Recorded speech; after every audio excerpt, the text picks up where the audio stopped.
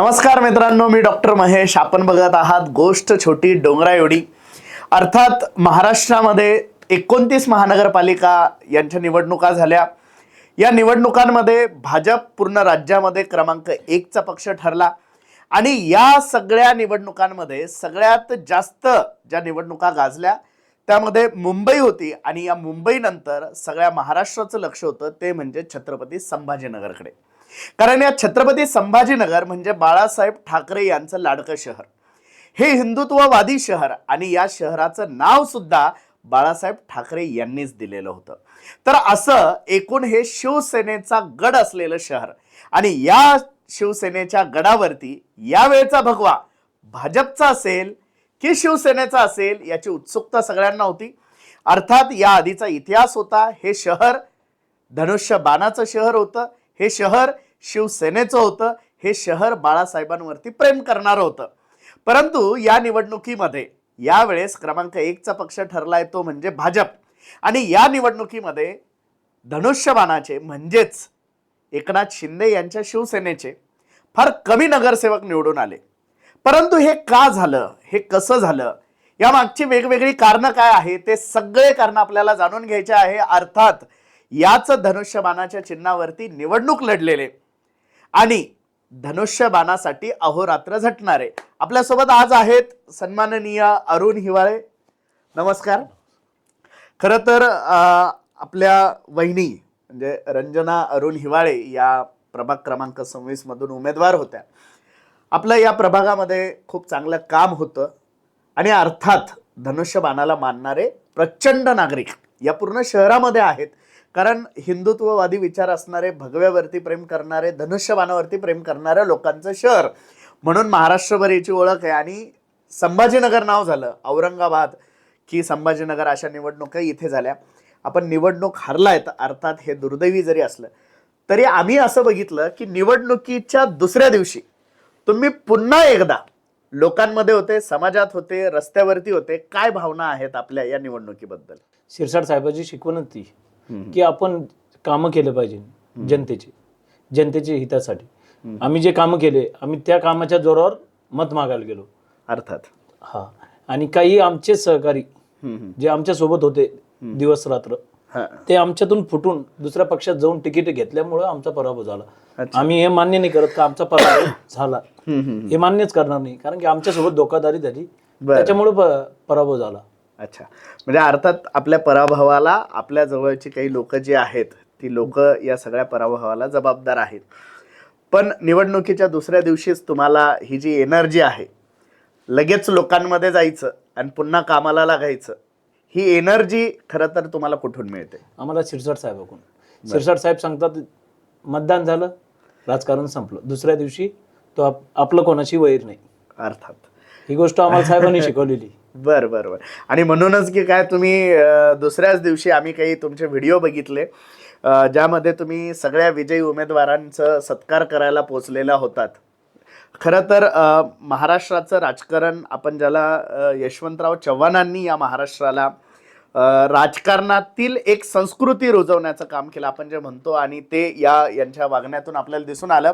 सगळ्या विजयी उमेदवारांच्या घरी ते गेलेले होते आणि आपण सगळ्यांचा आदर सत्कार वगैरे करताना आम्ही आपल्याला बघितलं.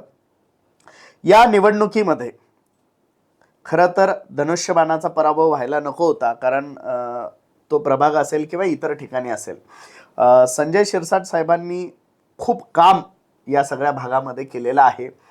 खूप रस्ते या भागामध्ये झालेले आहेत. जो भाग कित्येक वर्षांपासून अडगळीत पडल्यासारखा होता, त्या भागाला मुख्य शहराला जोडण्याचं काम अंडरपास झाला, त्यानंतर तिथले रस्ते झाले आणि त्यातून शहराचा चांगला विकास आपल्याला दिसतोय. तरी सुद्धा लोकांनी धनुष्यबाणाला का मतं नसतील दिली? जसा राष्ट्रवादीचा कॅन्डिडेट रोडवरती फिरला 15 गाड्या घेऊन, एखाद्या बायपासला बघितलं आपण, मध्ये गल्लीत गेलो की 15 गाड्या घातल्यानंतर ट्रॅफिक जाम झाली. लोकांना वाटलं हा न निवडून येता, त्यामुळं भाजपचा विजयी उमेदवार झाला. नाही तर भाजपचा उमेदवार काय आजपर्यंत बघा ना तुम्ही, खासदारकीला पण तिथूनच लीड होती, शिवसेनेला लीड होती, त्या आमदारकीला पण तिथूनच लीड होती. ह्या वेळेस असं थोडी काय झालं. जसं राष्ट्रवादीचा उमेदवार जेवढा फिरला तेवढा शिवसेनेचा नुकसान झालं. बाकी काही नव्हतं. या म्हणजे लोकांनी काय काय गणित होतं राष्ट्रवादीचा उमेदवार फिरल्यामुळे तुम्हाला मतदान न होण्याचं? अहो हे लोक गाड्या 15 घेऊन फिरला तो रस्ता. हा हा हा 15 गाड्या जर सोसायटीत एखाद्या हा. टाकल्या तर एखादा माणूस सोसायटीतून निघला, हा हा त्यांनी काय विचार केला की यार हा माणूस आजच 15 गाड्या जेव्हा घेऊन फिरतोय रस्त्यावरती, हा हा तर तो साईड इफेक्ट आम्हाला झाला. म्हणजे तो जेवढा त्याला निवडून येऊ न देण्यासाठी लोकांनी भाजपला मतदान केलं. अच्छा, म्हणजे एकूणच आपल्या पराभवाला आपलं काम नाही तर कोणाचं तरी चुकीचं काम जबाबदार आहे. अर्थात नक्कीच. संजय शिरसाट साहेबांनी आपल्या प्रभागामध्ये खूप जास्त कामं केलेले आहेत आणि आज जरी आपण निवडून आलेला नसला तरी या शहरासाठी आपले विचार काय आहेत? आपल्याला काय वाटतं की या शहराने का धनुष्यबाणासोबत राहिलं पाहिजे? जो मूळचा हिंदुत्ववादी पक्ष आहे तो शिवसेना आहे. शिवसेना. अहो एक दिवस रात्री 2:30-3 वाजता मी आणि साहेबासोबत बॉडीगार्ड होता आणि अजून आम्ही 3 जण होतो, असे 5 जण होतो. कोणीच नव्हतं तिथं. उबाटाचे कार्यकर्ते स्वतः होते, पण कोणीच फोन नव्हतं उचलत त्याचे.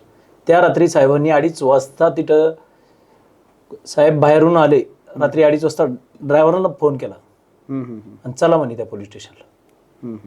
तर आम्हाला फोन आला, साहेब तुम्हाला पोलीस स्टेशनला बोलवलं. आम्हाला काहीच माहित नाही.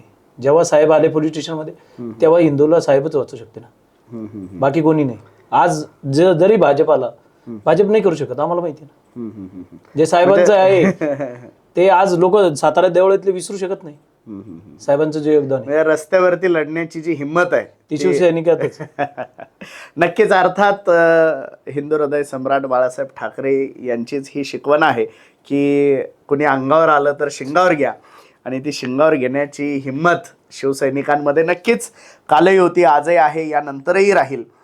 परंतु आज आपण या निवडणुकीमध्ये हरलात.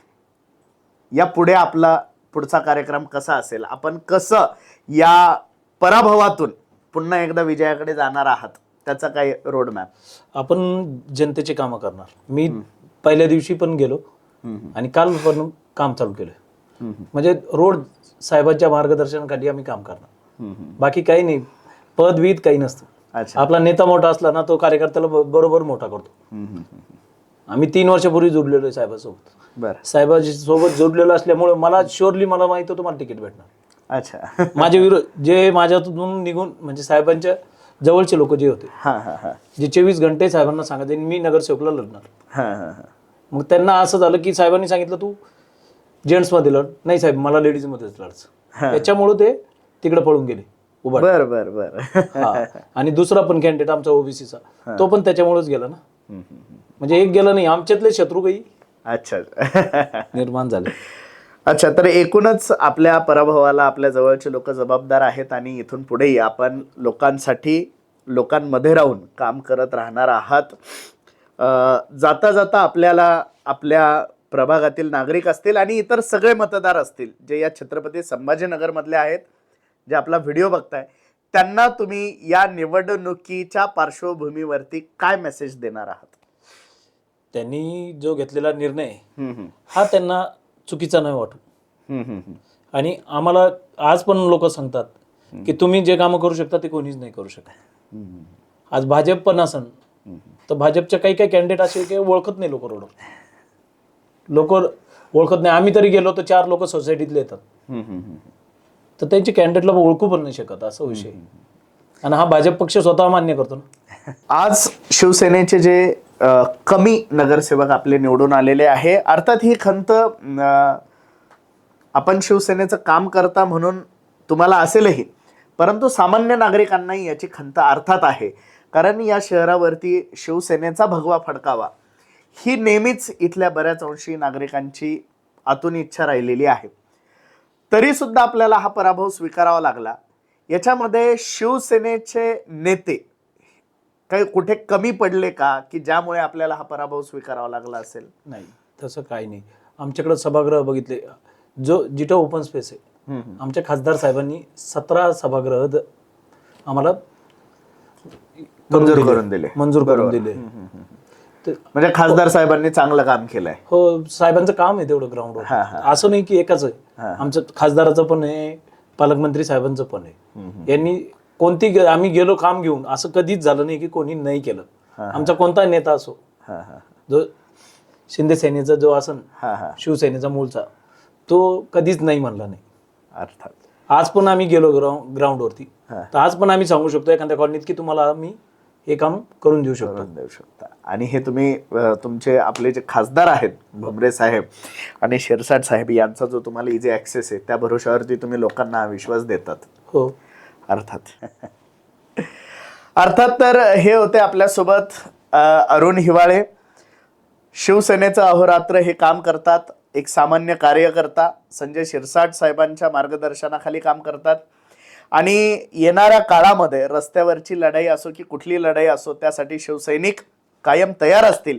हा व्हिडिओ जर आपल्याला खरंच आवडला असेल तर हा व्हिडिओ जास्तीत जास्त लोकांपर्यंत जरूर पोहोचवा. अजूनही जर आपण आमचं हे चॅनल जर सबस्क्राईब केलं नसेल तर या चॅनलला नक्की सबस्क्राईब करा. धन्यवाद.